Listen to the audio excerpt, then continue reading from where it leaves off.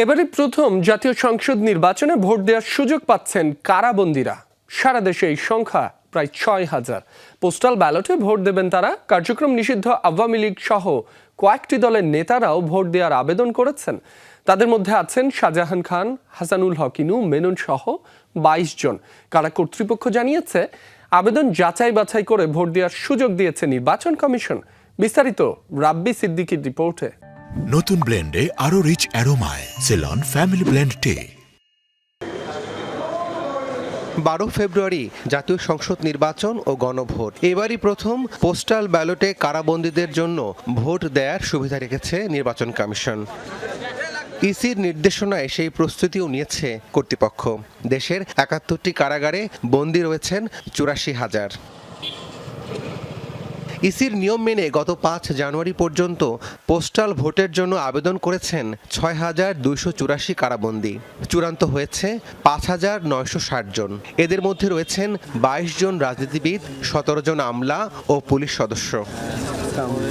IG প্রিজেন্স জানিয়েছেন, আগামী ৩ ফেব্রুয়ারি postal ব্যালটে vote নেবে কারা কর্তৃপক্ষ।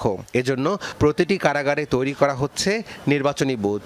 এই কার্যক্রম পরিদর্শনে দেশি বিদেশি পর্যবেক্ষকদের আমন্ত্রণ জানানো হবে। ট্রেনিং ব্যালট পেপার এবং এনভেলপ চেয়েছি, আমরা ওইটা পেয়ে যাব, হয়তো আজকের মধ্যে পেয়ে যাব।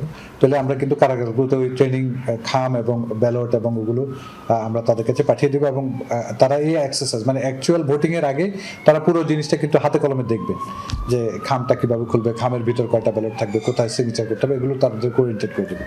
ভোট দেবেন সাবেক নৌমন্ত্রী শাহজাহান খান, সাবেক ত্রাণ প্রতিমন্ত্রী ডাক্তার এনামুর রহমান, আওয়ামী লীগের সাবেক এমপি সাদেক খান, জাসদ সভাপতি হাসানুল হক ইনু, ওয়ার্কার্স পার্টির সভাপতি রাশেদ খান মেনন। ৪০ জনের অধিক, আপনি ৪০ প্লাস।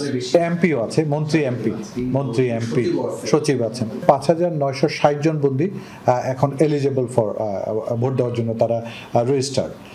সো এখন হচ্ছে আমরা পরবর্তী ধাপগুলোতে যাচ্ছি, যে এটা নির্বাচন কমিশনের সাথে কোঅর্ডিনেশন করছি কিভাবে ব্যালটগুলো আমাদের কাছে আসবে এবং আমরা কিভাবে নির্বাচনটা পরিচালনা করব। অনেকের এনআইডি জটিলতা আছে, আবার অনেক বন্দী আশায় আছেন ভোটের আগে জামিনে বের হবেন।